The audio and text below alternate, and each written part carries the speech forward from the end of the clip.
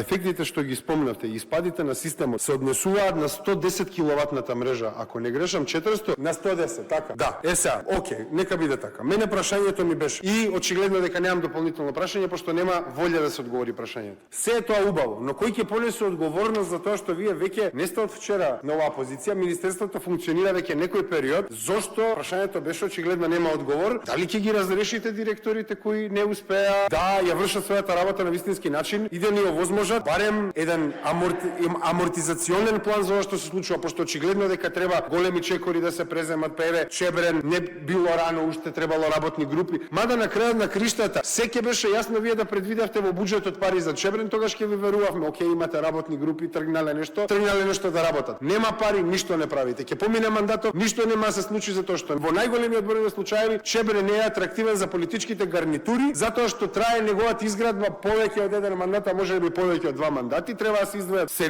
сериозна сума на пари за тој проект и у суштина јасно е. 2025 немаше пари за Чебрен во буџетот, нема ни да го изградите. Значи тоа е едноставно бајка која ќе ја продавате овде, нема да се изгради тој систем. Сега, кога сме веќе на таа реалност која вие ја знаете, еве не морате да ја признавате пред јавноста. Тогаш нека понесат одговорност директорите на нашите државни фирми во електроенергетскиот систем и тие треба едноставно нивната одговорност да се манифестира преку нивно разрешување од таа позиција. Јас сега немам дополнително прашање и не сум задоволен од одговорот. Благодарам.